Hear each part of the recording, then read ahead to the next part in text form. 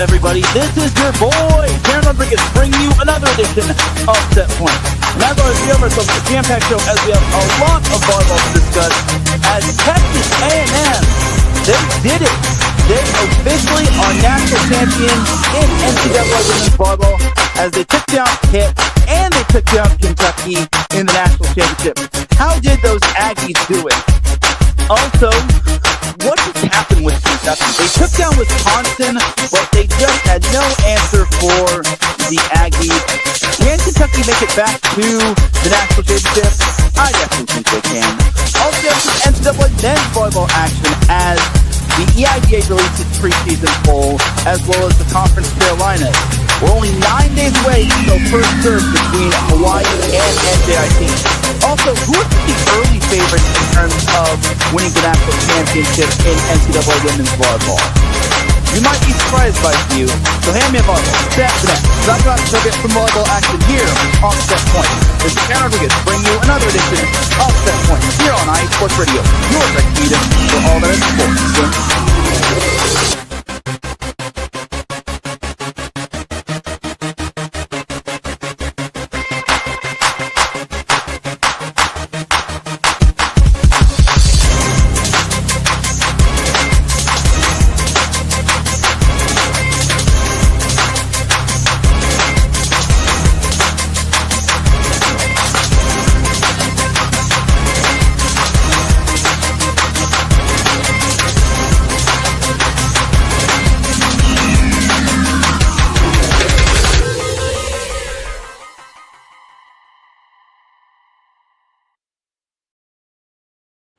And welcome one, welcome all to another edition of Set Point. Thank you all for joining me on this beautiful Monday afternoon, Monday evening, Monday wherever you are listening from. Either way, you've made your way into episode 330 of Set Point. And without any further delay, let us begin. But first and foremost, Set Point would not be where it's at without iSports Radio providing the platform to go live on YouTube, Twitch, and on X. Please do follow iSports Radio on several different social media platforms such as X, TikTok, and Instagram. Also, subscribe to iSports Radio on YouTube. We would greatly appreciate it. We're trying to reach 500 subscribers and beyond. We're trying to take it one step at a time, one follower at a time. With your help, we could definitely make our goals happen. So definitely do follow iSports Radio on social media and subscribe on YouTube if you haven't already. And also make sure to check out all of the other shows on iSports Radio and everything else, because I will also just mention that the website should be back up and running soon. Just a little bit of a teaser right there. But for the last 11 years, iSports Radio is bringing you amazing content ranging from interviewing legendary athletes, coaches, and other authorized media personnel, pretty much what I did last week, to bring you personal and tailor-made sports shows dedicated to all sports around the country. Thank you to everyone for all of your support and for making iSports Radio your direct feed for all that sports. A huge shout to our sponsors, Planet Jerky, Premium Brisket Beef Jerky, and Vital Apparel. So without any further delay, let's get on into what our sponsors are all about. I will see you in a little bit.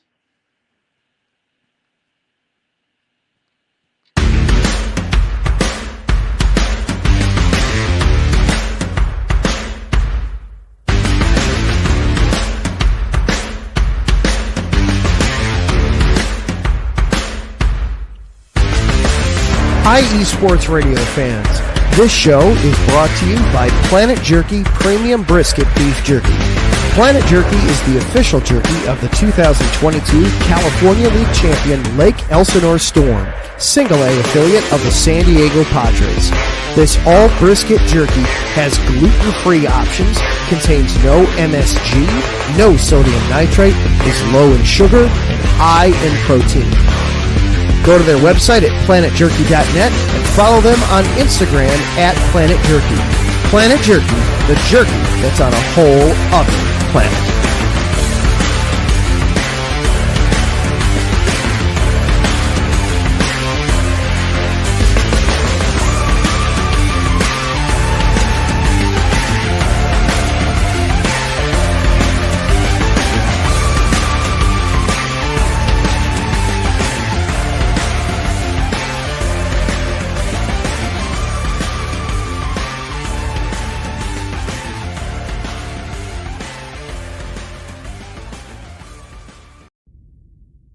Rise and shine.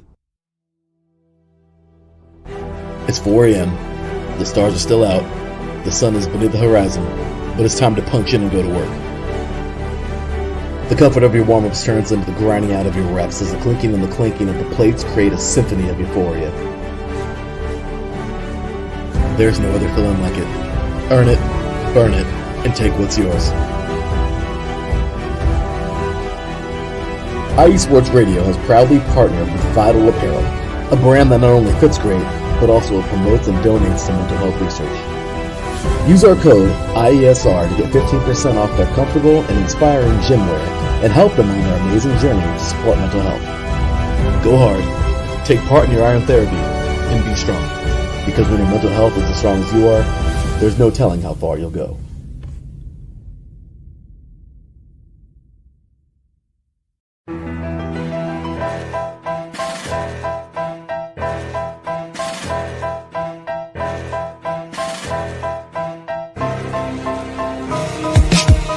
For the last 10 years, IE Sports Radio has been bringing you amazing content ranging from interviewing legendary athletes, coaches, and other authorized media personnel to building tailor-made shows dedicated to all major sports cities around the country.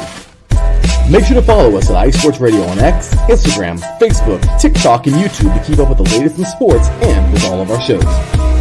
Also, make sure to check out our daily updated website at iesportsradio.com. At iesportsradio.com, you can see our daily show schedule and check out all of our show pages with personal bios to learn a little bit more about each of our awesome hosts. In addition to our show pages, you can catch the IE Sports Radio blog, Hall of Fame, Fans of the Month page, and our merchandise shop including t-shirts, tank tops, caps, long sleeves, hoodies, and more. For now over a decade here at IE Sports Radio, we've continued to be by the fans, for the fans, and we thank you all for your support and for making IE Sports Radio your direct feed for all that is sports.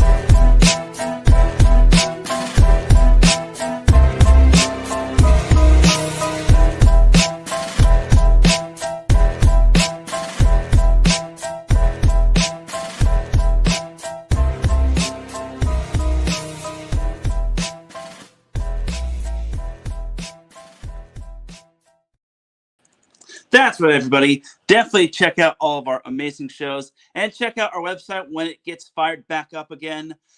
Also, make sure to check out our sponsors. We appreciate them for being the official sponsors of IE Sports Radio, your direct feed for all that sports. And the way you can follow Setpoint on social media is on X, formerly known as Twitter, at set_point. Oh, that ain't it. On X, formerly known as Twitter, at set_point.ie. As well as on TikTok at set_point.ie. I promise you all I will get that refired up again. Also, make sure to follow me personally on X at Teran Rodriguez 1. And then you could also follow me or also follow Setpoint on Instagram at set_point.iesr. So without any further delay, let's get on into the volleyball action. So this is the last week of NCAA women's volleyball can't believe it's finally over, as Larry B says, gig 'em. And that's actually perfect segue to go into the first semifinal match. So we were down to just final 4 teams remaining in the NCAA women's volleyball tournament, as we had Texas A&M taking on Pitt. So first set, this one was a doozy of a first set. It could have gone either way. Texas A&M had 5 different set points, and then Pitt had a set point at one point. And eventually Texas A&M took the first set 29-27. That was the difference maker. I think that was kind of the penultimate set of the match right there, because that set gave Texas A&M all the momentum, and it really showed that they were for real. And keep in mind, this could have been an easy letdown spot for the Aggies, just because they were coming off of an emotional 5-set road win against Nebraska, and they could have easily had a little bit of a hangover right there. But they were able to hold on and take that first set. And then the second set, it was kind of more so of the same. Texas A&M eventually wound up winning the second set 25-21. And then the third set, it's pretty much the same thing. Texas A&M was in control of the third set for the most part, as they took it 25-20, sweeping Pitt. So for the 5th straight year, Pitt, actually I'll save Pitt for later, but Texas A&M advanced to their first ever national championship, as they were led by Kendall Stowers, who had 16 kills. Logan Lindnicki added 14 kills. Ifena Kos-Akpala added 8 kills, or as everyone's now calling her, Aiko. as a team, Texas A&M hit 382, even though Pitt hit 344. Like, the first set was blistering high hitting percentages as A&M hit 410 while Pitt hit 366. But yeah, that was an absolute masterclass performance right there. I mean, the stats were kind of in favor of Pitt. I mean, in terms of like blocks, Pitt had that by like 1 block, and then Texas A&M had that by like 1 dig.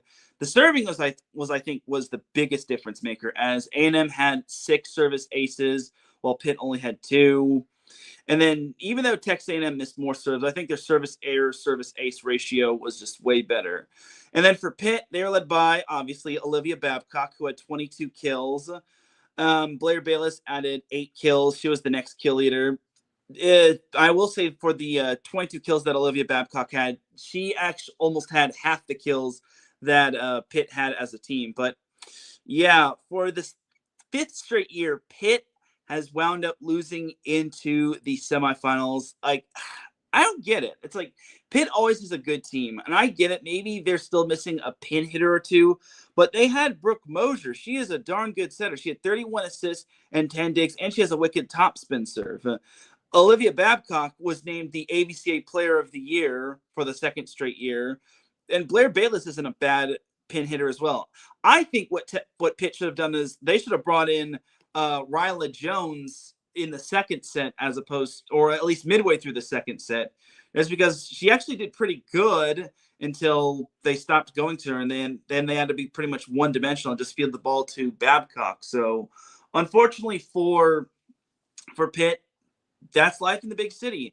5 straight semifinals appearances, but they have yet to make it to the national championship. And I hate to really call them this, but they're kind of the bridesmaids of NCAA women's volleyball. And it sucks because I like their head coach, Dan Fisher. He's obviously an amazing coach.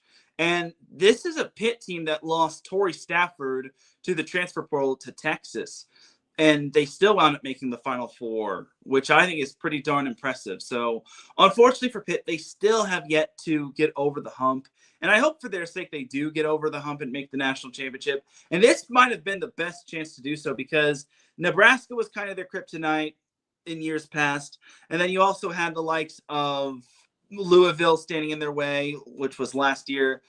So I just feel that for Pitt, this was a golden opportunity. That first set, they should have taken. If they take that first set, it's a whole different perspective. And Pitt's probably feeling really good about themselves going into set number 2, while A&M is trying to dig their way out of an 0-1 deficit. So, yeah, it's tough for Pitt, but Texas A&M is red hot for a reason, and they advanced to the national championship. So the next semifinal match was a little bit more intense. We had Wisconsin taking on Kentucky. So first set, Wisconsin came with a lot of fire. They were up by as many as, I think, 12. They led 15-3 at one point. Eventually, they took the first set 25-12. Yeah, Wisconsin came ready to go, and they were not concerned by any means. And in the second set, it was more so Kentucky. I mean, Wisconsin did lead early on. They led 7-3, but Kentucky eventually turned the tide, winning that second set 25-22. Third set, it was pretty much all Wisconsin as they took it 25-21. The Badgers weren't in too much danger in that third set. And then the fourth set, Kentucky led 24-21, and it looked like we were going 5, but Wisconsin rattled off 3 straight points to tie it up at 24 apiece. But then Kentucky used 2 monster blocks to take the fourth set 26-24 to force the fifth set. And then in the fifth set, Wisconsin scored the first point, but then Kentucky rattled off the next 4 points to lead 4-1. Eventually, the Wildcats led 8-2.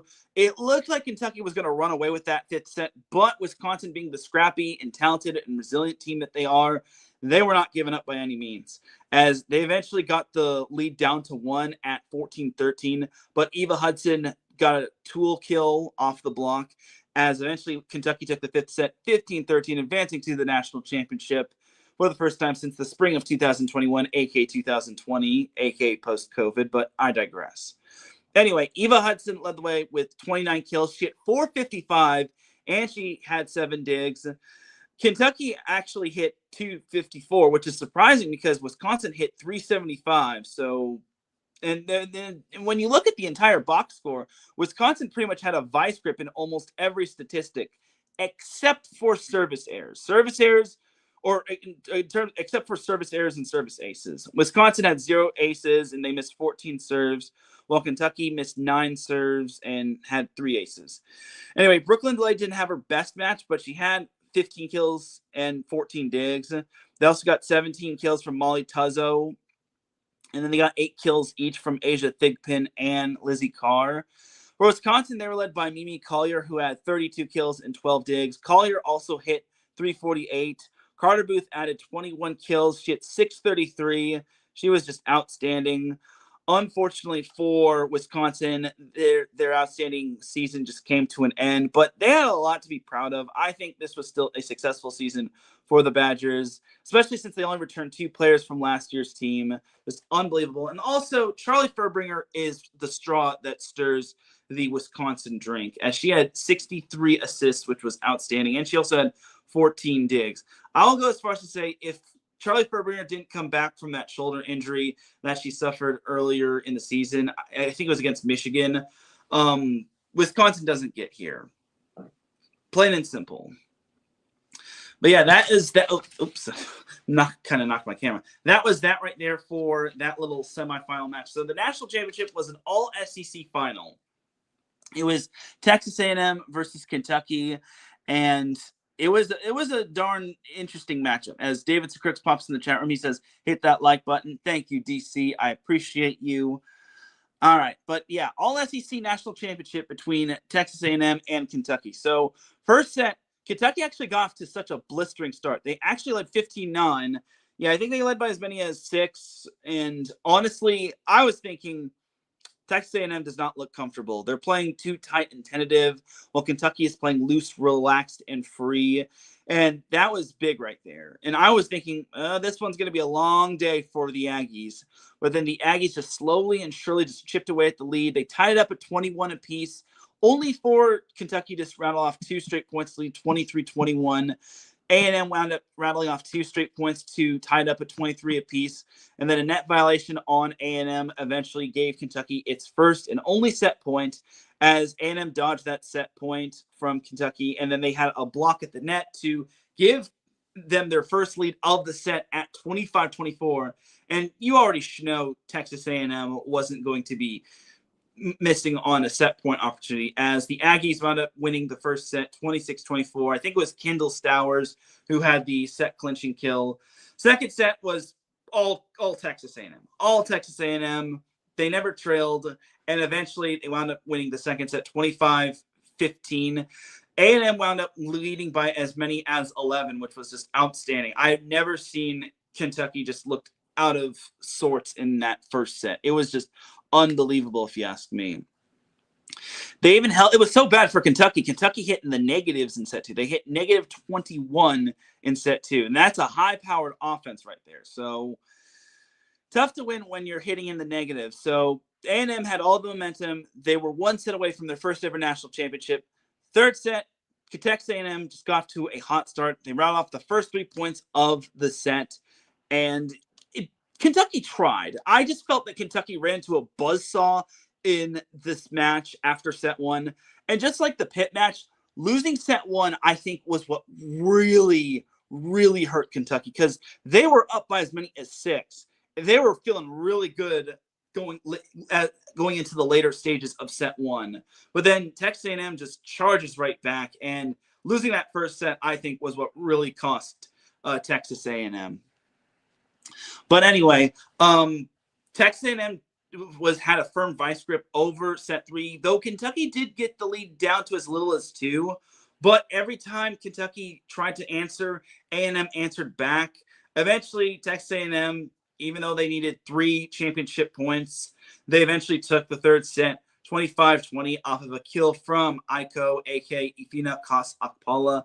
And the celebration was on, as Texas A&M, they wound up winning their first ever national championship, and they knocked off 3 number 1 seeds in the tournament. They knocked off Nebraska in the regional finals at Nebraska. They knocked off Pitt in the national semifinals, and then they knocked off Kentucky in the national championship. So Texas A&M the number 9 overall seed wound up winning its first ever national championship. Why not Texas A&M? Just why not? Just absolutely amazing run for them. That run might go down as one of the more legendary runs because their grittiness, everyone says that their grittiness started in the Louisville match, but I'm going to say this. The grittiness from Texas A&M started in the TCU match in round 2. And all those sets were decided by 3 points or less. And you have to remember that Texas A&M was down 24-21 to TCU in set 4, and it was looking like it was going to be a set 5 in that match. But Texas A&M dodged those set points. They dodged other set points. I think they dodged like 5 set points from TCU overall, and eventually they wound up winning that 4th set 29-27.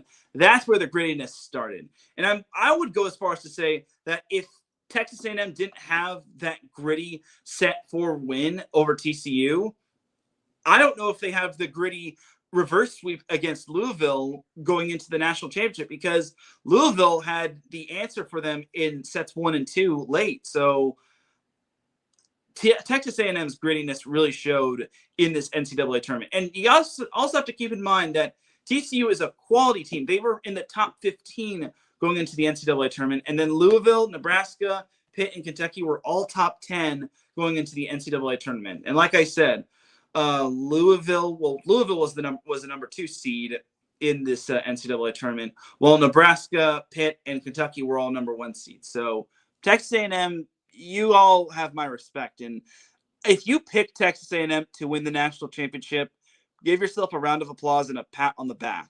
Matter of fact, go buy yourself a lottery ticket. I hear the jackpot's pretty good, but I digress. Anyway, box score for Texas A&M Kentucky. Logan Lednicki led the way with 11 kills. Kendall Stowers, who was named the tournament MVP, she had 10 kills. Lednicki also was named to all-tournament. Ava Underwood added 10 digs. She was named all-tournament as well. And then Ifina Akpala added 8 kills along with 4 blocks. She was named all-tournament as well. Texas A&M hit 257. Not too shabby if you ask me, especially since Kentucky tried to do as much as they could to try to force Texas A&M out of its comfort zone. And you got to remember that Texas A&M hit 205 in that first set, even though Kentucky hit 171. But Kentucky, they threw everything in the kitchen sink at Texas A&M. I just feel that losing that first set was what really cost them. Anyway, and then Maddie Walk had 29 kills, and she also had 3 blocks, and she had 5 digs. So I think we got to give the love to the setter as well. And then Emily Helmuth, she had 6 kills. She isn't as she's not as flashy as Lednicki is, and she doesn't get the credit like Lednicki and Stowers do. But honestly, she's just as successful and just as big of a part of this Texas A&M offense as the others are. So. And you also got to keep in mind that Texas A&M had 9 seniors on their team, while Kentucky only had 1. I think the senior leadership really picked up when it came to Texas A&M, especially come this NCAA tournament. Because you got to remember, Texas A&M lost in the semifinals of the SEC tournament to Texas. And you also got to remember that Texas wound up losing to Texas A&M in the only meeting in the regular season. So the fact that Texas A&M really turned it around come NCAA tournament time was absolutely outstanding. And then for Kentucky, they were led by Eva Hudson, who had 13 kills, while Brooklyn DeLay added 9 kills. Like I said, Kentucky, I think, ran into one of those clunker matches. I mean, the first set, again, they should have won that first set. I'm not going to try to take anything away from Texas A&M, but Kentucky had that first set. They were up by as many as 6. Unfortunately, they just could not hold on. And when you lose a set like that, you start to go into scramble mode. So I think that was a big costly set right there. And in attendance when it came to this match, there was 18,533. So that was a great little number right there. And then for the semifinals, there was an attendance of 18,332. So good job to the other 200-ish people that was able to attend the national championship. Anyway, Molly Tuzzo added 11 digs, while Cassie O'Brien added 34 assists and 6 digs. Asia Thigpen and Lizzie Carr both had 7 kills. And again, it was not enough as Texas A&M wound up they were really the team of destiny. They wound up winning their first ever national championship. So my takeaway for Kentucky is this. Look, it's a tough loss for them, but as long as they're able to like keep most of their players, I think they should be fine. They only lose one of their top players. They only lose their senior Eva Hudson, which, man, if only she had one more year of eligibility. But them's the breaks when it comes to that sort of thing. But Eva Hudson made a massive impact on Kentucky in her only year, and most of the Kentucky players are coming back unless they hit the transfer portal, which I highly doubt. I mean, they've got a great thing going. They got Molly Tuzzo returning. Cassie O'Brien was named National Freshman of the Year. Brooklyn DeLay is going to lead this team loud and proud. I bet you they're going to get some great transfers from the transfer portal. I bet you some top recruits are going to come in and be ready to hit the ground running when it comes to their team. So I think Kentucky, this is only the beginning for them. I just think that they just ran into a buzzsaw when it came to Texas A&M, and Texas A&M got hot at the right time. And sometimes you just got to play your best come the postseason and not come conference tournaments or the regular season. So I got to give a lot of credit to Kentucky, but this was Texas A&M's time to shine. So congratulations to the Aggies, and heaven knows what's going to happen next year, because even though they're going to be losing 9 seniors, I think Texas A&M is building something. They're building a great culture. Jamie Morrison is a fantastic coach. He was named AVCA Coach of the Year, and I think this team just has a lot of upside to them. And the sky's the limit for them, because I think Texas A&M can be the Kentucky from the spring of 2021, just because no one from the SEC had won a national championship until Kentucky. And then that put Kentucky on the map, even though they lost in the second round the following year. But Kentucky had been really good being a contender year in and year out. So I think for Texas A&M, they could do that. They could replicate that sort of thing. They had a bunch of attendance records broken. I think this Texas A&M team is on the right track. I think they're going to continue to do great things, and I'm excited to see what Texas A&M's future holds. And keep in mind, they're in a conference that has Texas, Kentucky, Florida, even though they were a little down this year, Tennessee, even though they lost in the first round, but they actually wound up getting a nice little recruit for their future. And they've got other teams that are on the rise as well, like Missouri, who probably could have made an argument to make the NCAA tournament, and so on. Oklahoma, which was also pretty darn good. So, and so on and so forth. So Texas A&M in women's volleyball, buy your stock while you can when it comes to them.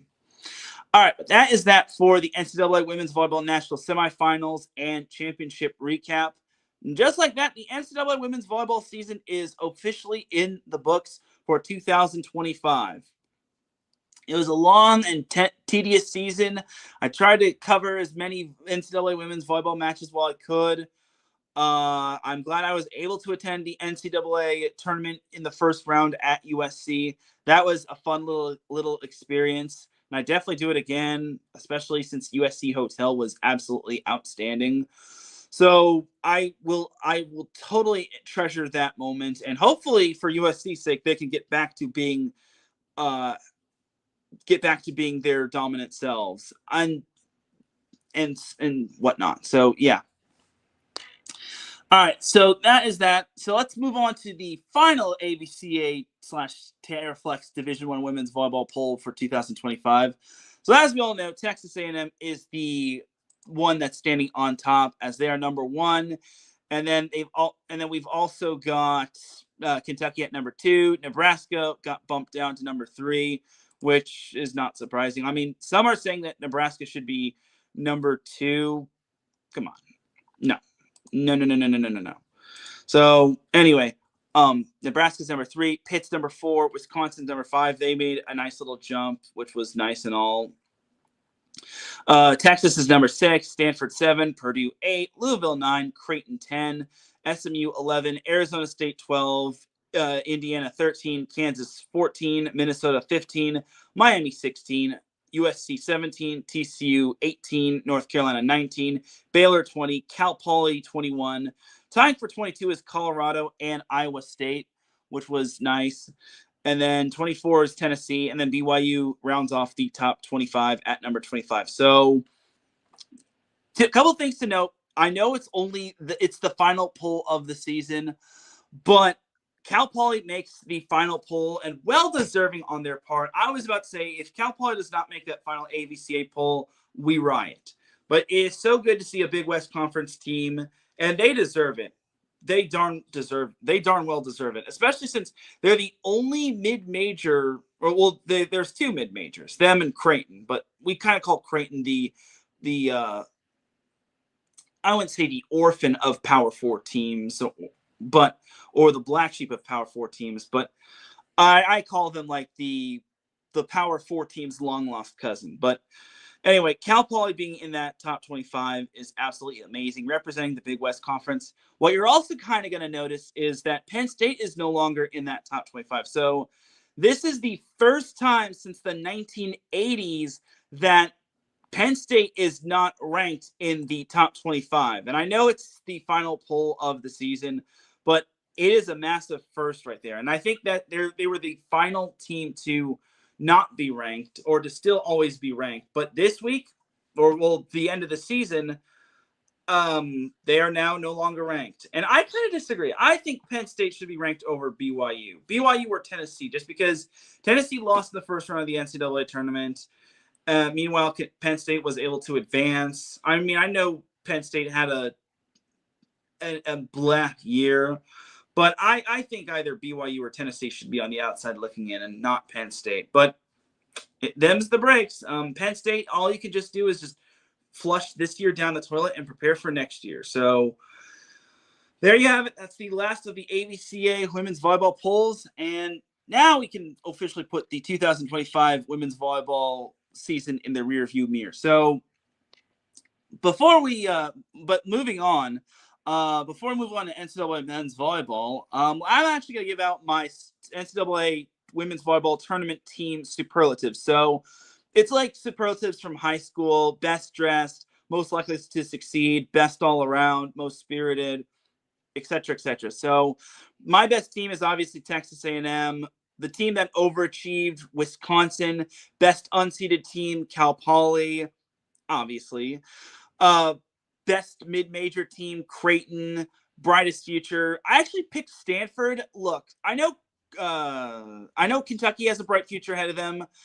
I kind of wanted to go a little bit on the route of other than Kentucky, which made the national championship. But Stanford always, I know they lost one player to the transfer portal, and I don't really see Stanford as a transfer portal team that really goes after the transfer portal, but they always use homegrown talent, and I like that. I like that in them, especially since they have Spencer Etzler, the libero for Stanford, and then they've got Julia Blashoff, who's absolutely good, and then they've got Erica Sayre. Their future is bright. Stanford's not going anywhere by any means. So that's kind of the reason why I put Stanford as brightest future. What are some other NCAA women's volleyball tournament team superlatives? I mean, loudest fan base, I'd give it to Nebraska by a mile. There's no debate in that.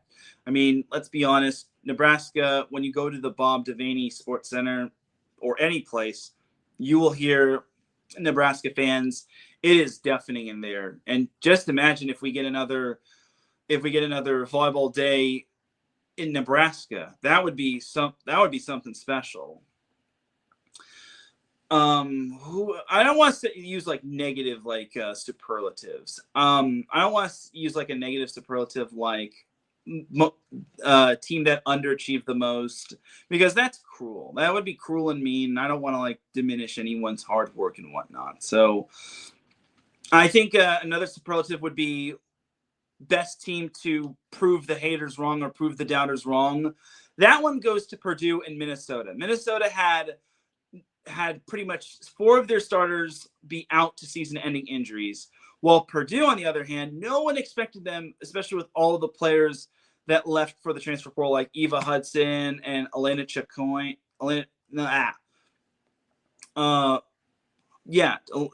Chacoin or Chloe Chacoin. Bleh. But yeah, Purdue, I thought was a team that I don't think anybody predicted Purdue to have the season that they had. It was just outstanding, and the fact that they made the Elite Eight was just unbelievable. And then I think a team that's on the rise is Indiana and SMU. So Indiana has started a bunch of freshmen, but the fact that they got to the Sweet 16 is quite astounding as well. So Indiana's a team on the rise. SMU, they're already looking pretty good. They got Sully Davis from BYU in the transfer portal. I think SMU is going to really do some great things. Obviously, their head coach was named Region Coach of the Year.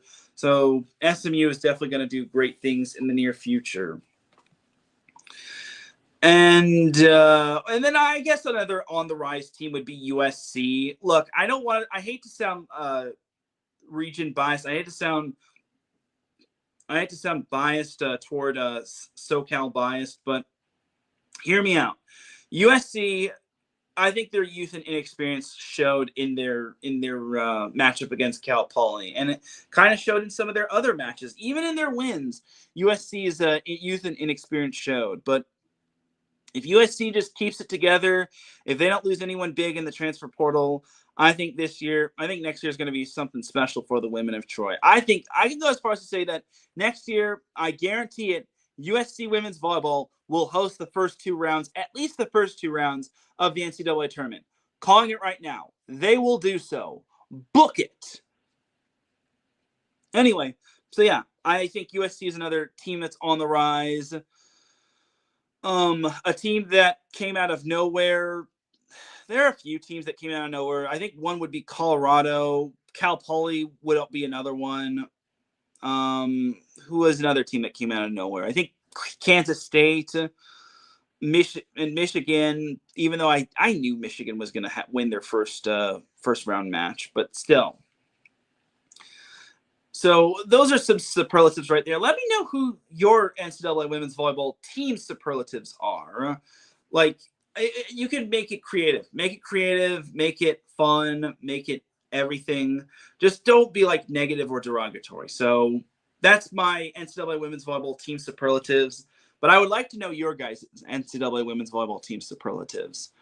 All right. So closing the book on the NCAA women's volleyball side of things, time to go to the biggest question. Who's going to be winning the national championship next year? I know that's the biggest question. The way too early predictions. Who's the early favorite to win it all?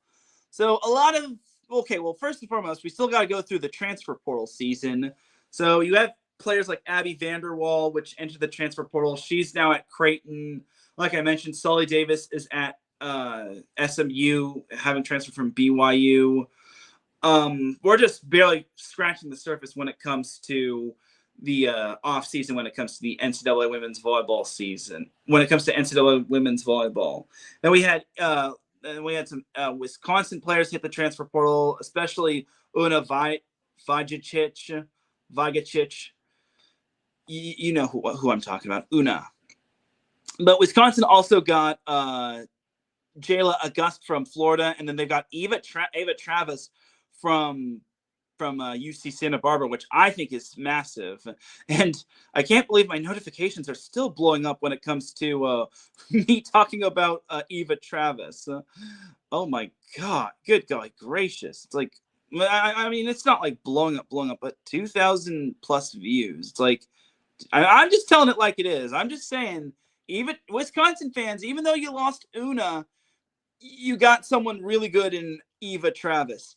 She's 5'10", but she is super athletic. And Eva Travis, look, there's no better way of saying it. She's a stud. So keep in mind. So don't worry, Wisconsin fans. You're in good hands, even though Mimi Collier does graduate. And even though they lost quite a bit of players to the transfer portal, Wisconsin is still going to be fine next year.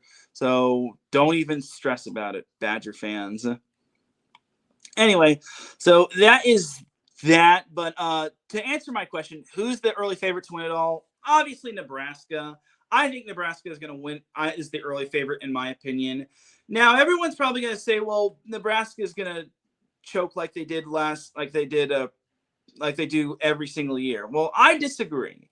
I think this year was just an unfortunate accident. I just think I think they just had the pressure on them when it came to being undefeated. I think it's always good to have at least one loss going into the NCAA tournament, just so you don't have the pressure of losing that undefeated season in the NCAA tournament.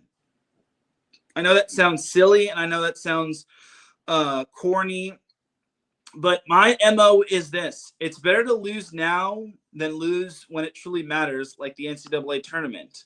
So in my mind, I think for Nebraska, look, I don't want to say that lose a match on purpose, but it's always good to lose at least once. And who knows, maybe if they did lose to that match to Kentucky, or they did lose to Creighton, or they did lose to anyone else, maybe they could have had a little bit of a turning point. But I just feel that maybe they had that clunker matchup, and I think that it happens sometimes. But this Nebraska team does return quite a bit to their team next year. They return quite a bit. They return their setter, their outs, their pin, and Harper Murray. Obviously, they lose Rebecca Alec, who I feel crushed for. They lose Taylor Landfair and Allie Check, who definitely could have made a difference maker for the Huskers in that Elite Eight match.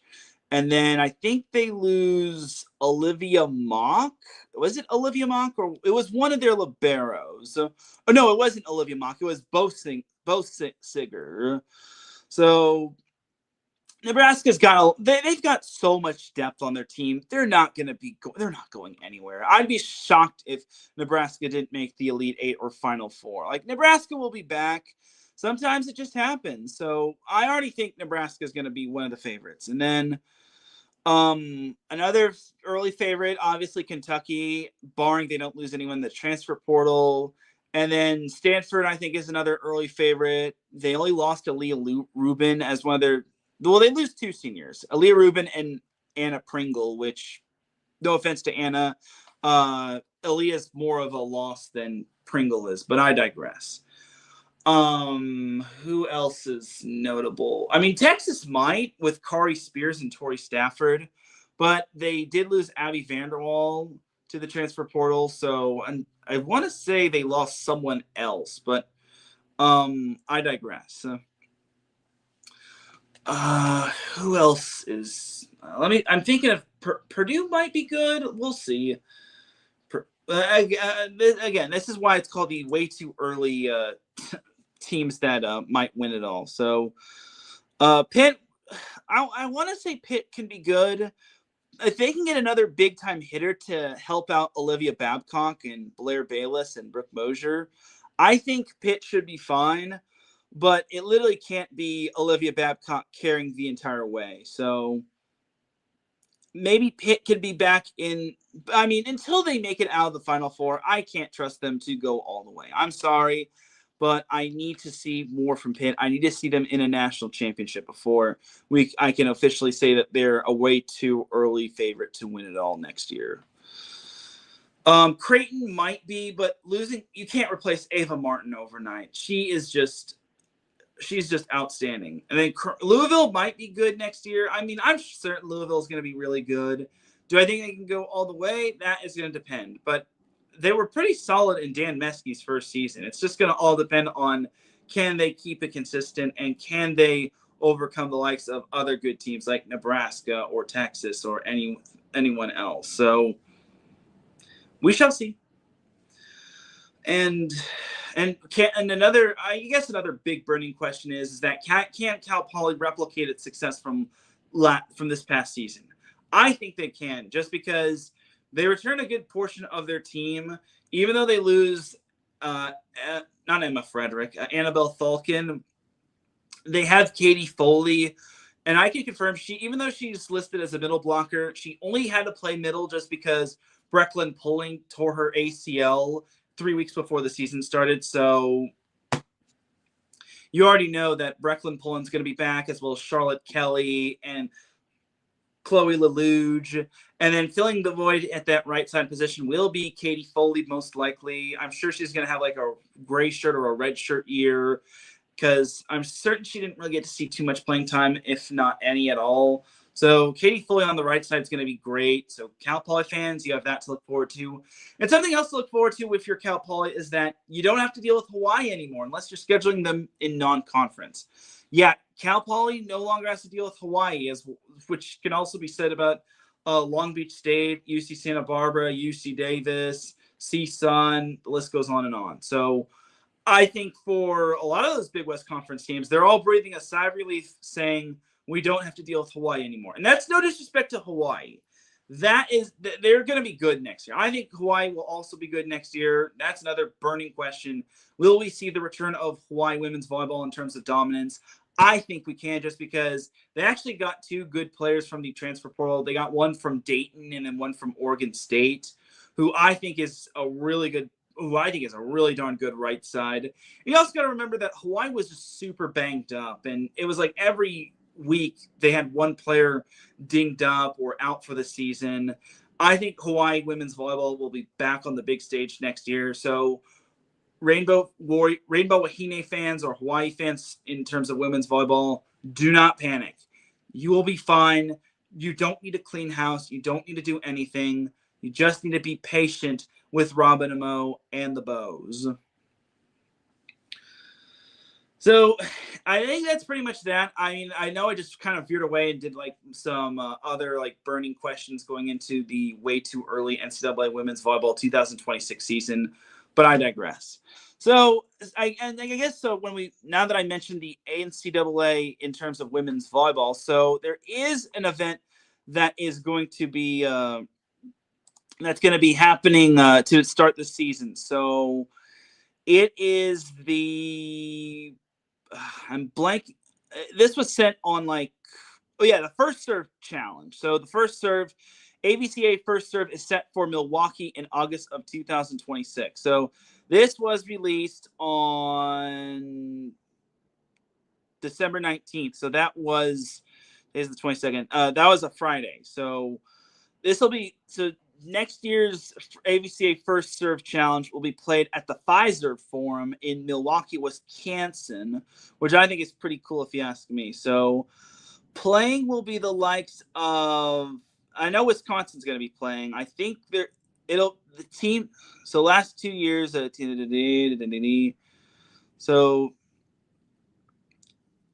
I actually, they have an event page. So, here are the teams. Here are the teams. Bear with me, y'all. So I know Wisconsin's going to be part of the teams, but the teams that will be released, I think Stanford was one of them. I'm going off of memory. Why is the teams not loading? Anyway, Stanford's a team. Wisconsin obviously is one of the teams. Pitt is a team. I'm not sure if it was Nebraska as the final team. I'm trying to find out. Wait. Oh shoot. I'm trying to I'm looking at the thing that's I clicked the wrong link. But anyway, yeah, it's just to keep that in mind. So this will be released. So the AVCA First Serve will be released on August 21st through the 23rd. So it's going to be, and it'll be an event that'll feature the first 6 matches of the NCAA Women's Volleyball Division I season. So it's going to be really cool. And I think they should just keep it at one spot. Do not jump around and go from Wisconsin. Don't make it like last time where you went from one place to another. Like, please don't do that. Like, please don't do that.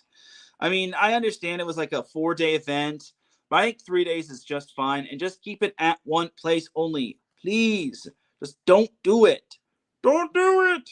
Anyway, yeah, this first serve, the first serve showcase is going to be really cool if you ask me. I think I think last year's event was definitely a success, and I think this year's is going to be good. And so I gotta give a shout to Dr. Jamie Gordon. So he said it best. They raised the bar when it came to the AVCA First Serve in 2025. So we shall see. As it still doesn't say which teams are partaking in it. I mean, that sucks, but I guess the the tickets will go on sale on January 30th, 2026 at 10 a.m. Central Time at the Pfizer Forum. So that's something to also keep in mind as well. So keep that in mind and get your tickets while you can, because I'm certain it's going to sell out, or at least come close to selling out. So it looks like, according to this, it's going to be the last 2 years of the popular season opening event has featured marquee matchups between elite teams. The 2025 AVCA First Serve included 2 of this season's Final Four teams, Pitt and Texas A&M, and other national powers among the Elite Eight, such as Nebraska, Nebraska, Penn State, Stanford. The 2024 edition featured Wisconsin, Kentucky, Louisville, and Nebraska. So they didn't even get a chance to release the teams that are going to be partaking in this. Doesn't even want to show. And honestly, I'm too lazy to look it up. But I just want to know it's going to be Wisconsin. I know it's going to be Stanford. I know it's also going to be. It's going to also be Pitt. And then I imagine it's going to be Nebraska, just because you need that seat filler upper. Just because, well, for starters, Nebraska, you want to break attendance records. You want your seats to be filled. Have Nebraska as your as part of of your event. Just do it. Just trust me on this one. So, man, it's like. I could have sworn Stanford was one of them, and I'm trying to find the thingy. Anyway, I'll eventually find it, but my thoughts are the fact that we're getting this news already is absolutely amazing. But what I also want to know is, why do we not have a first serve for NCAA men's volleyball? Why do we not have a first serve showcase? I get it. Maybe that's because maybe it's because the NCAA men's volleyball season has the NIL tournament, but still. So I guess they haven't released the whole lineup for the teams. It says the AVCA is excited to reveal that the 2026 AVCA First Serve will take place at Pfizer Forum in Milwaukee. AVCA First Serve will open the 2026 women's volleyball season with 6 matches featuring 8 teams over 3 days. All right, well, at least they got that correct. They got the whole 3 days thing, and just have it at one place. Do not have it go. Do not go like Dennis Rodman, where it's like click, go this way, boom, here to here, click, and go that way, boom, here to here. So I guess they haven't really released the teams yet, which. They haven't really officially released the teams in it. And the AVCA even said someone asked who's playing in it, and then the AVCA replied and said, we are hoping to have details in mid-January to announce regarding whoever's running. We are hoping to have details in mid-January to announce regarding participating teams. Someone said call. Someone replied to the guy and said college teams. It sounds like something I would say, but to close the book on that, okay, I imagine 6 teams. Okay, so obviously Wisconsin's partaking in it because Milwaukee, Wisconsin. Nebraska's partaking in it because Nebraska, and they fill up the seats better than no other NCAA women's volleyball team. I imagine Pitt because Olivia Babcock, and she was the AVCA Player of the Year, and I can't imagine the AVCA wouldn't want to have Pitt in there. Maybe Texas A&M. Maybe Texas A&M because they're the reigning national champions. Maybe Kentucky just because they were in the previous AVCA first serve showcase. And then I don't know about Purdue. Maybe Louisville too. But I think you want to have that balance between ACC and SEC and then Big Ten. So Wisconsin, Nebraska, that's 2 teams from the Big Ten. Louisville or Pitt, Stanford, that's 2 teams from the ACC. And then maybe Texas A&M and Kentucky. So maybe just scratch Louisville off. No offense to Louisville, though. I think Louisville would be a great addition. I just think that it's only 6 teams in 6 teams or 6 matches featuring 6 matches featuring 8 teams. At least they didn't say 6 matches with 7 teams. Anyway, so scratch what I just said. So Nebraska, Wisconsin, Pitt, Stanford, Louisville, Kentucky, Texas A&M, and then you know what? Let's throw in Creighton, just because Nebraska volleyball is undefeated in terms of college volleyball. But I digress. Anyway, that is that right there. That's basically okay. Now we can officially close the book on that. So that's going to be your official cliffhanger on the NCAA women's volleyball side of things. Now let's take ourselves a quick commercial break. When we come back, I've rambled on long enough when it comes to NCAA women's volleyball, but when we come back, we've got some NCAA men's volleyball action to cover. We got some EIVA polls. We got the Conference of Carolinas polls, and what to expect from this year's NCAA men's volleyball season. Keep it locked here. You're listening to Set Point here on IE Sports Radio, your direct feed for all that sports. We'll be right back after this.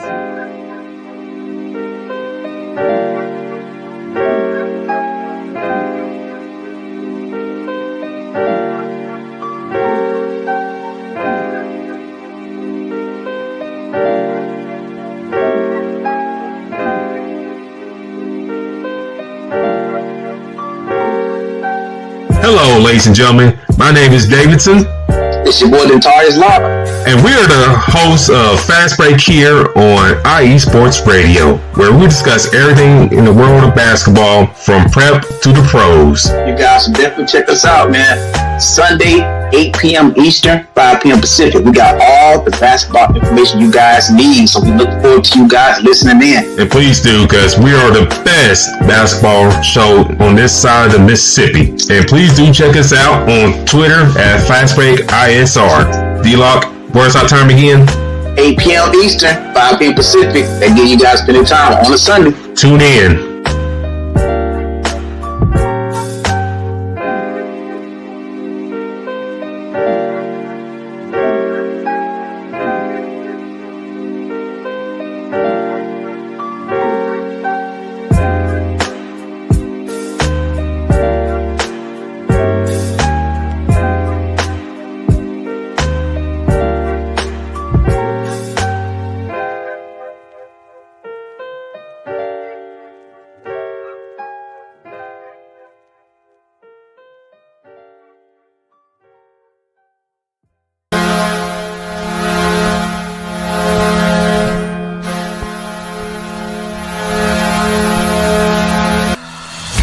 Hockey fans, I'm Adam Kernick.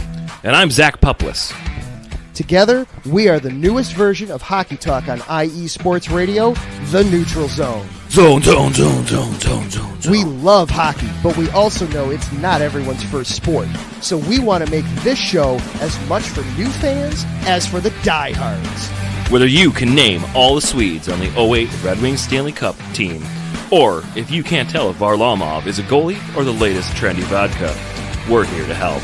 With facts, figures, and outrageous fans, we bring you all the hard-hitting hockey news you can handle, while still keeping it fun and on the rails. Well, mostly.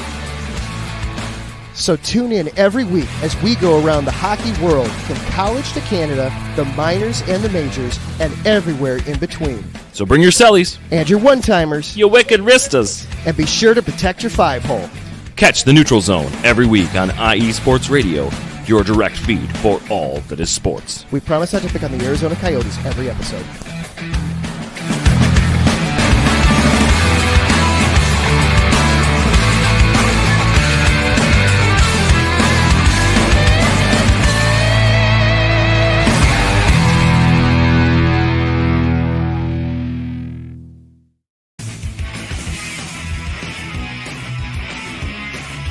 Hello, everyone. My name is Daryl Kinsey Jr., and I'm welcoming you to take another lap with the fastest show on IE Sports Radio. Yes, this is the Extra Mile with me and my co-hosts Christopher Lehman and Michael Ward. We talk everything racing from NASCAR to IndyCar to Formula One to limited hydroplanes, endurance racing, the NHRA, and more. Come join us for an hour of great racing talk and a lot of fun as well on the Extra Mile, Thursdays at 8 p.m. only on IE Sports Radio, your direct feed for all that is sports.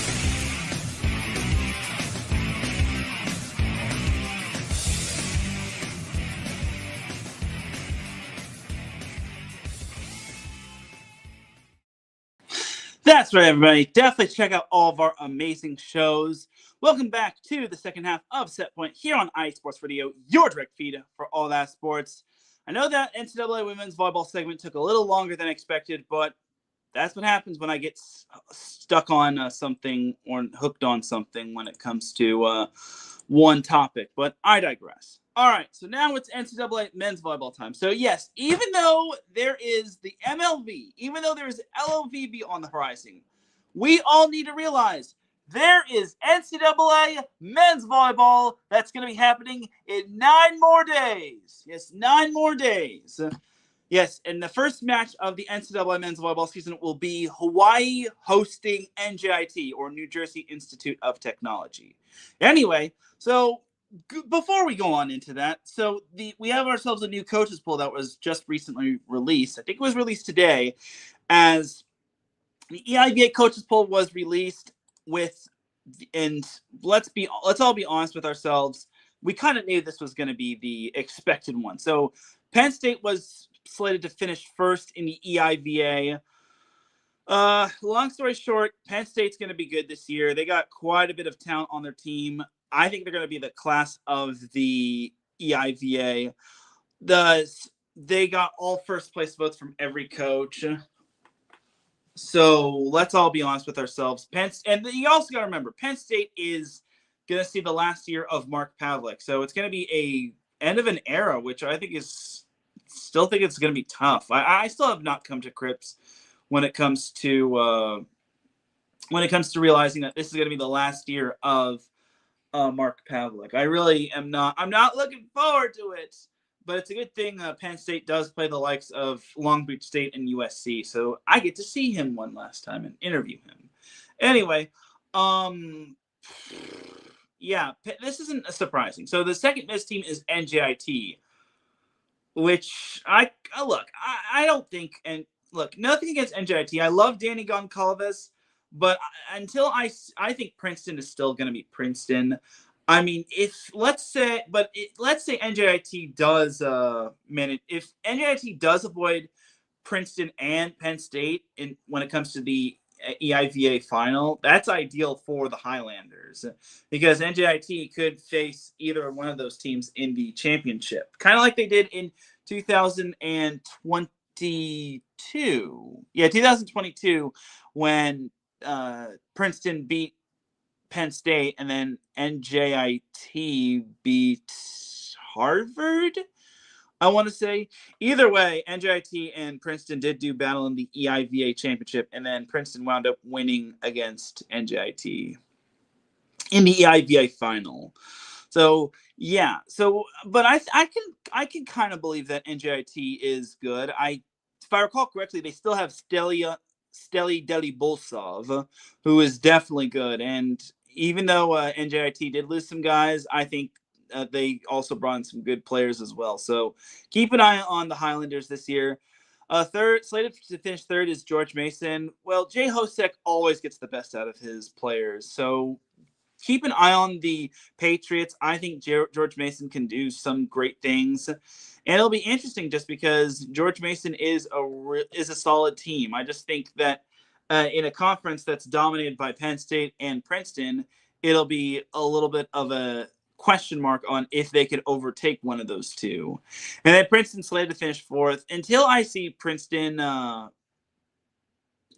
officially finishing fourth, I think Princeton Princeton, I'll give Princeton the benefit of the doubt. I think Princeton could do great things this year because they always schedule tough. They always go on the road just because their men's basketball team plays in their home gymnasium and to start the season. And then you also have Princeton. Princeton loves to go on the West Coast road trip, and I think that's going to toughen them up. So they like to play teams like UC Irvine, USC, Concordia Irvine, Pepperdine, maybe UCLA, so on and so forth. So Princeton should be better battle tested come the regular season, come the EIVA postseason. And then Charleston, Harvard. I mean, I don't want to be disrespectful to either of those, but it's like I think I trust Harvard a little more than Charleston, but we'll see. And then Sacred Heart, I think it's going to be a little bit of a transition year. I think it's going to be a tough year for them. I don't want to say that it's the top 6 teams that make the EIVA tournament, but honestly, I think it's the conference when it comes to.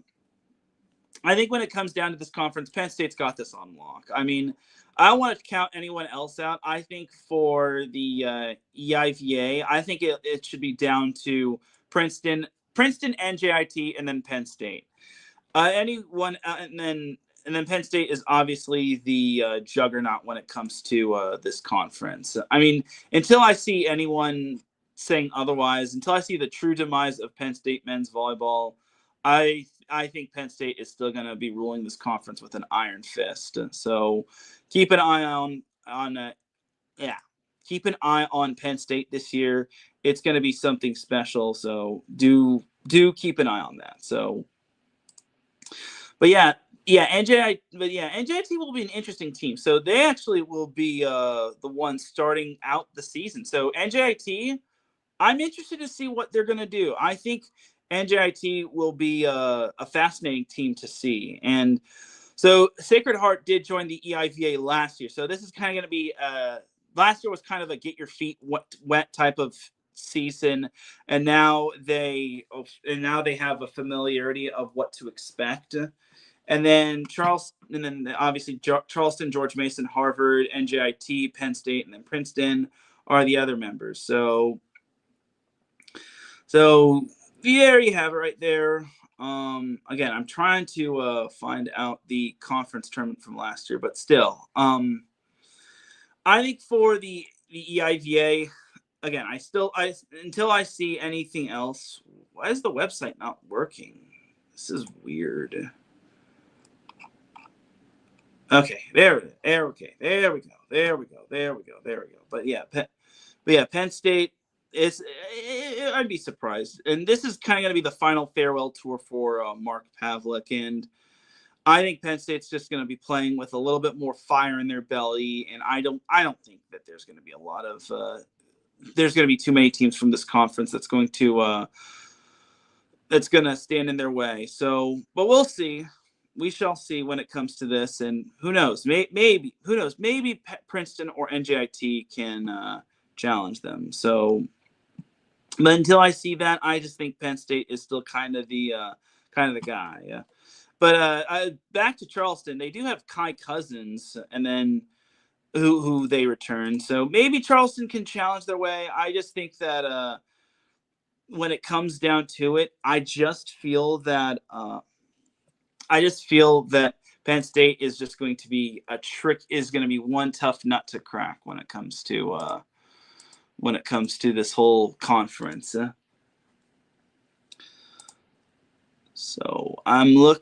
looks like it is the top 6 teams that make the conference tournament. So yeah, George Mason winning their first round match, and then Penn State beat Harvard, and then Princeton beat George Mason, and then NJIT beat Penn State, and then obviously Penn State beat Princeton in the final. So, all right, so yeah, top 6 teams. So if you finish last in this conference, then you don't go to the conference tournament. All right, Conference Carolinas. So their preseason poll was released, I think, a few days prior to today. So obviously we know Belmont Abbey is the best team in the conference. I would be shocked if Belmont Abbey didn't finish first. I mean, I know Mount Olive was the best team in the conference last year. Like, they dominated throughout the entire conference, and then Belmont Abbey just had the match of their lives in the Conference Carolinas championship match.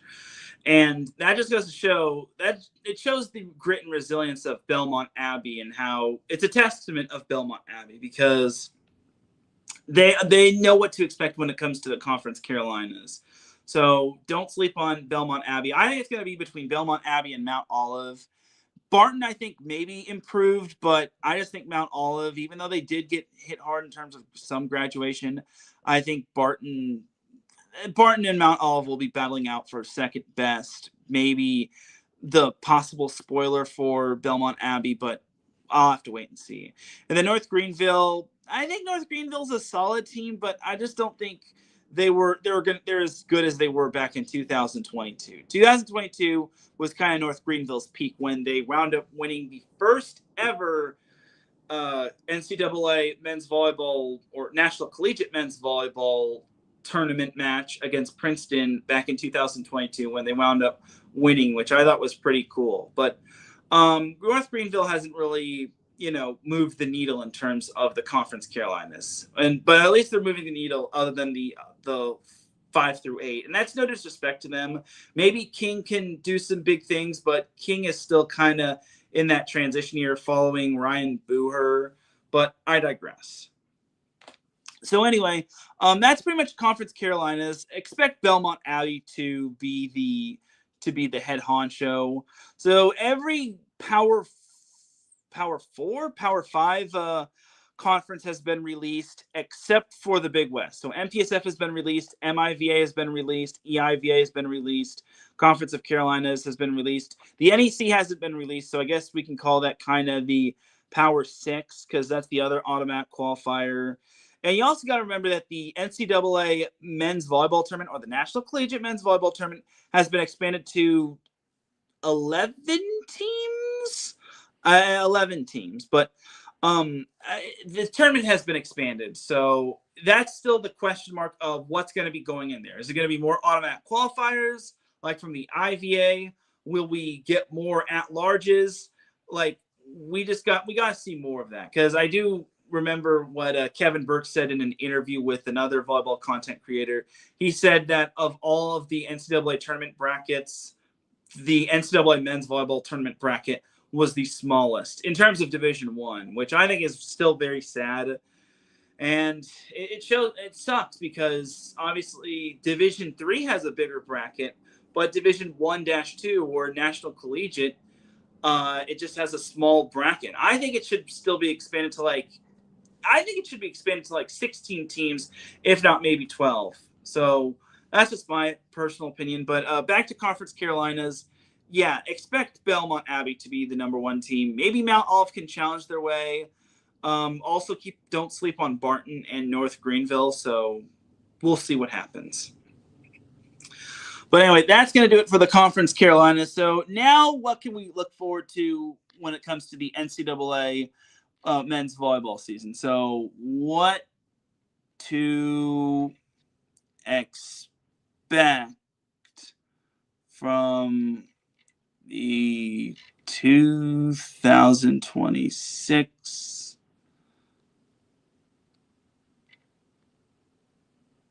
NCAA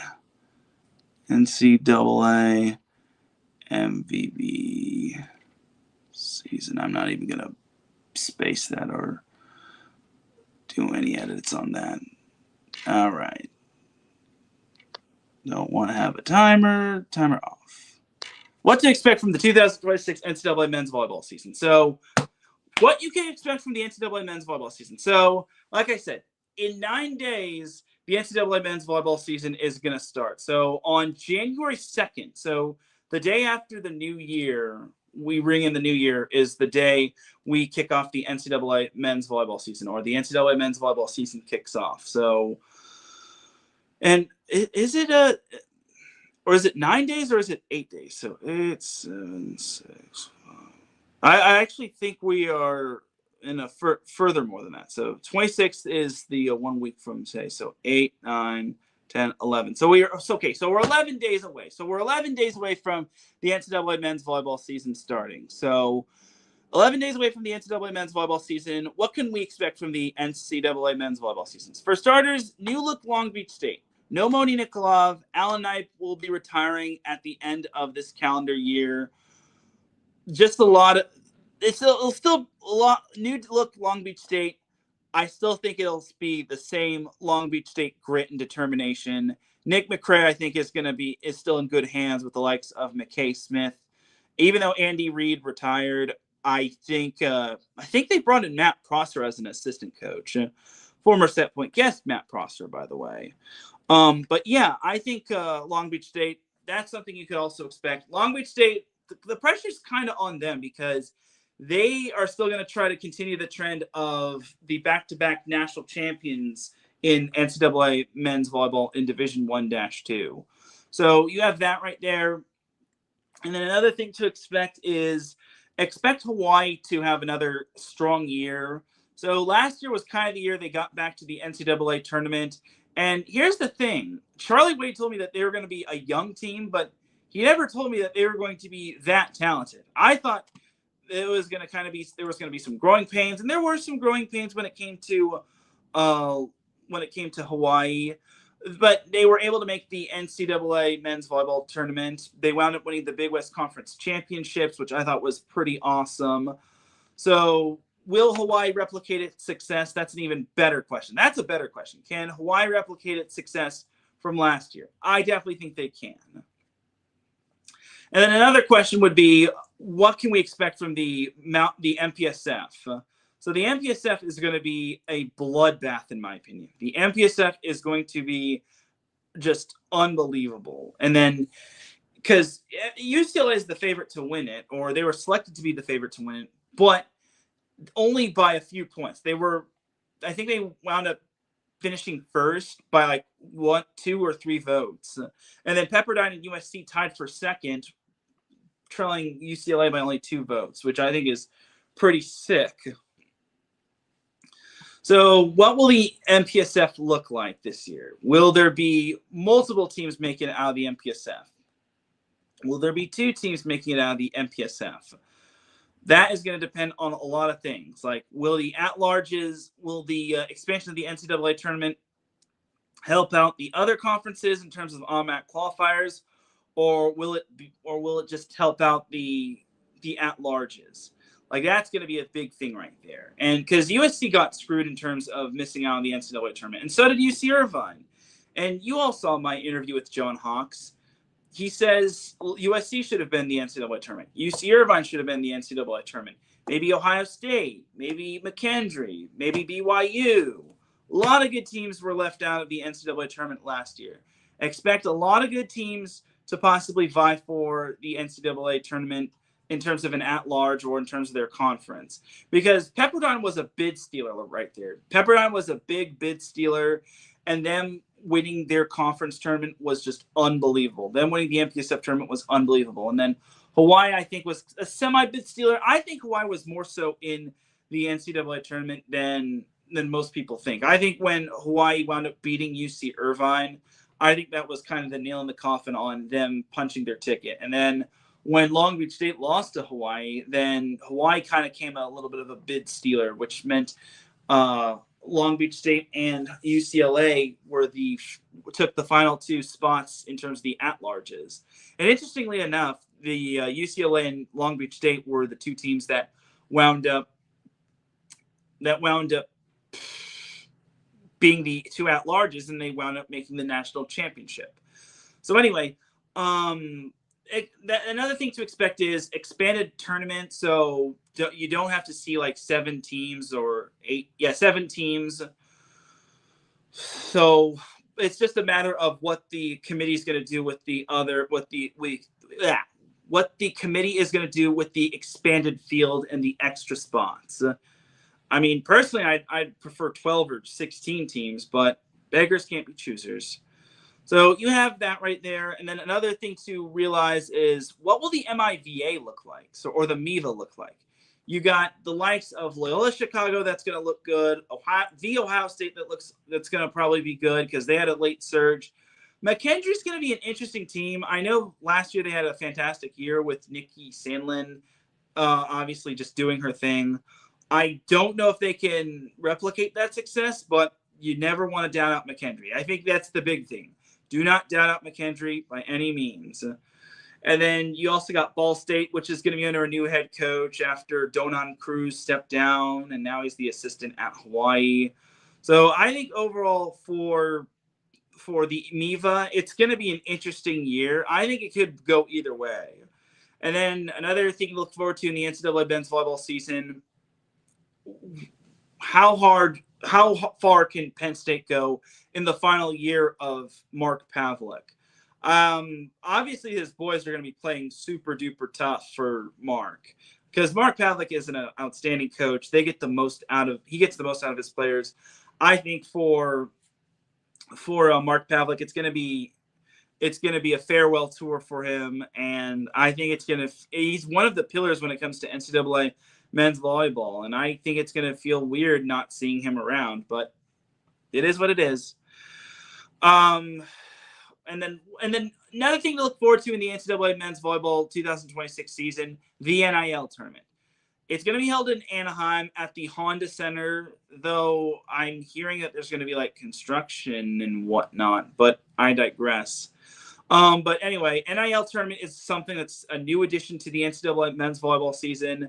You definitely check that out. I think it's going to be organized by USA Volleyball, and the tournament field was announced. I think I already announced this last week, but last week the tournament field was announced. USC versus Long Beach State in the first semifinal, and then the other semifinal will be UCLA Hawaii. That's going to be on a Thursday and a Friday. So I think I might have said it was going to be on a Friday and a Saturday, but it's Thursday and Friday when it comes to the NIL tournament. Now, I think this NIL tournament is going to be something really cool.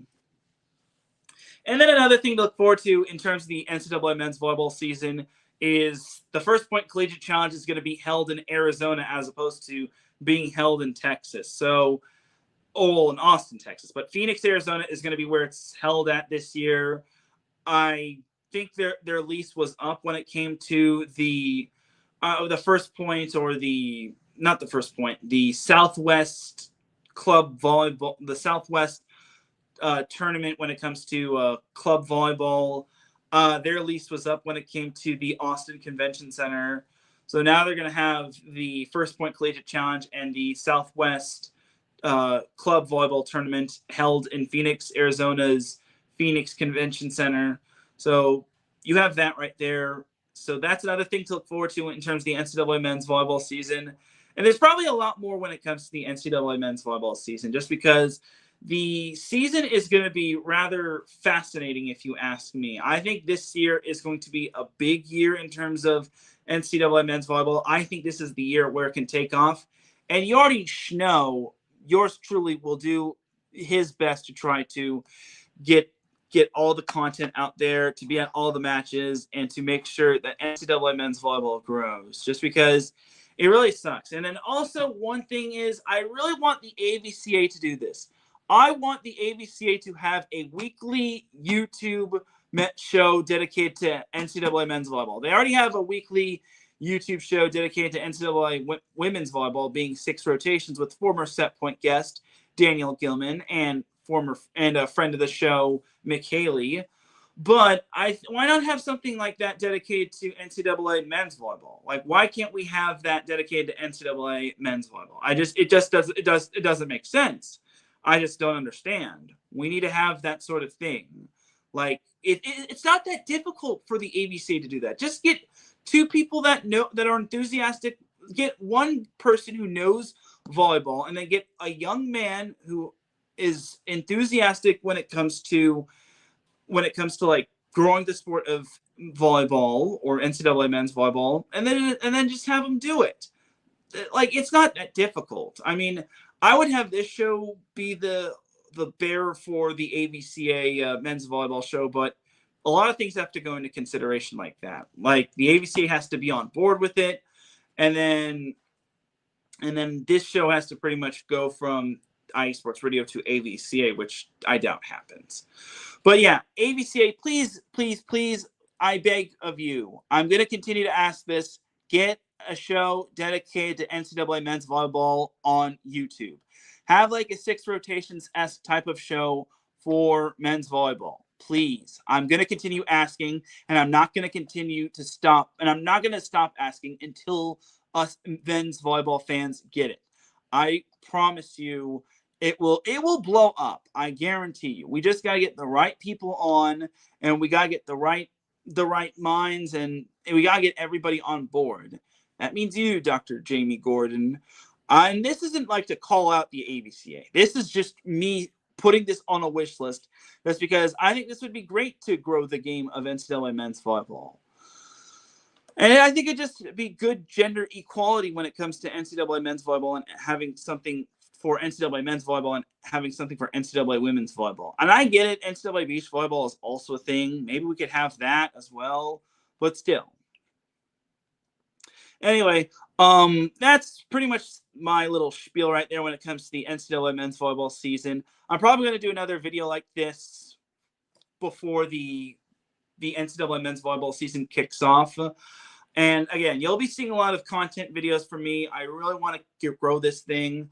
And yeah, I promise you all, I'm going to grow the game of NCAA men's volleyball. It's not going to be like last year where I was in Texas with my brother when I couldn't go to any NCAA men's volleyball matches. I think this year is going to be a whole lot different. And something I'll probably do is I'll probably save the highlights of the men's volleyball matches that I attend and then just put it into like one big mega highlight or just pick like a top 10 highlights from some of the matches so that I could just post it on my TikTok and then my X and then my Instagram. Make it have like a ESPN top 10. So we'll see. But until then, that's something you all can look forward to when it comes to the NCAA men's volleyball season. I think this year is going to be very fun. And also this year's NCAA men's volleyball tournament will be held in UCLA. So last year was held in Columbus, Ohio. This year it's going to be held in UCLA at Poly Pavilion, which I think is pretty cool. My only hope is that I hope that it has there's Teraflex, just because we want to see these boys have their we want to see these boys fly around on Teraflex, just because Teraflex is better for the feet and for the shoes and whatnot. What I will also just say is that I just hope that Teraflex on Poly Pavilion would be great, and I don't care what it takes. We just got to do it. It just has got to happen. Just please, thank you, and excuse me. So yeah, this year it'll be held in Los Angeles. Next year it's going to be held so the next 2 years are going to be held in Las Vegas at UNLV. Well, that's interesting.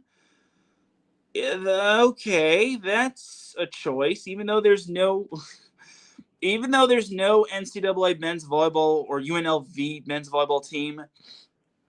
That's something to look forward to. So 2027, 2028, the NCAA men's volleyball tournament is going to be held in UNLV at the Orleans Arena. So that's interesting, but that's breaking news to me. So there you have it. I think that's going to do it right there for the NCAA men's volleyball season, or in terms of like what to expect. There's probably going to be more things that I probably missed, but I'll be releasing that in terms of like content, and then I'll have some storylines to look forward to as well. But that is going to do it for the NCAA men's volleyball portion of the show. And ladies and gentlemen, that's going to do it for this week's episode of Set Point. I think I've rambled on long enough, but thank you very much. Have yourself a great holiday. Happy Thanksgiving, or not Thanksgiving. Merry Christmas. I'm behind a month. Merry Christmas. Happy holidays. Happy Hanukkah. Happy Kwanzaa. Happy whatever holiday you spend your time with. Spend it wise with your family. I'll be back next Monday for the last episode of Set Point in 2025. I'm going to end it off with a bang, but until then, have yourself a great holiday weekend. Again, Merry Christmas. Happy Hanukkah, Happy Kwanzaa, whatever you celebrate. Just be safe, be well, and be happy, and be with your families, and be with your friends and loved ones. I'll see you all next week. Peace.